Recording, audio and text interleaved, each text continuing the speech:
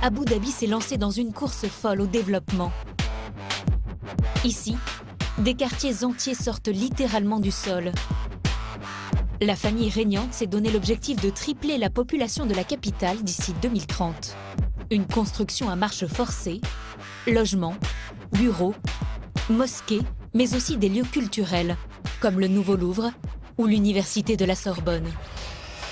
À la tête de son entreprise, Danielle est l'une des principales bâtisseuses de l'Émirat. Chaque semaine, elle visite ces sites de production où on coule le béton des futurs immeubles. On est les plus grands au niveau capacité de production. On a également une réputation pour arriver à faire des choses que les autres ne savent pas faire.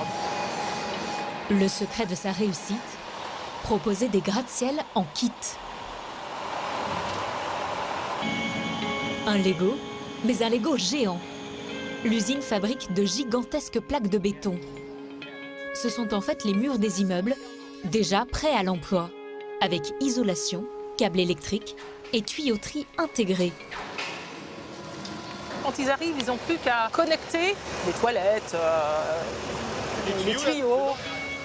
Sa dernière trouvaille, c'est celui qu'on envoie à Rim Island. une technologie qui permet de décorer directement ces plaques de béton. Et pour la matière première, Danielle n'a pas besoin d'aller chercher bien loin. Le même sable, c'est le sable du désert. Ça fait des bâtiments absolument superbes parce qu'il y a des dégradés de couleurs à l'intérieur. Ça donne le typique émirien. Aujourd'hui, son entreprise est florissante. Lorsqu'elle prend la route, elle croise régulièrement les camions qui sillonnent le pays pour livrer ses immeubles en kit.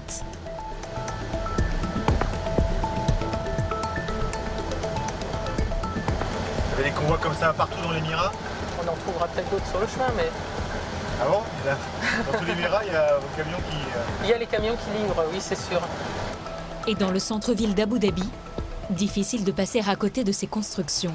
Celui-là, là, avec les fenêtres en rond à droite, c'est un des plus anciens qu'on ait fait.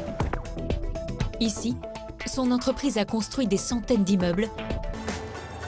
Mais Danielle a aussi été engagée pour un marché beaucoup plus surprenant. Une commande de la famille royale, des milliers de villas individuelles. Il n'y a que des jeunes émiriens qui vivent ici dans ce qu'ils appellent le village.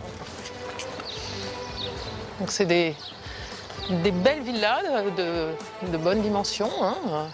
Celle que vous voyez là-bas au fond, c'est ce qu'on appelle les Heritage Villas. Des maisons de style traditionnel ou moderne, d'une superficie de 200 mètres carrés et d'une valeur de près de 2 millions d'euros. Sur ces 5000 villas que vous avez autour de vous, on en a quand même construit 2069. Aussi incroyable que cela puisse paraître, ces maisons sont offertes par le gouvernement aux jeunes émiriens lorsqu'ils se marient. C'est une manière de redistribuer la manne pétrolière aux familles du pays. Ces règles ont été mises en place par le fondateur de la nation, le Cheikh Zayed. C'est lui qui, en 1971, crée les Émirats arabes unis. La population le vénère. Aujourd'hui, son fils, Khalifa Ben Zayed, a pris la relève et perpétue les traditions.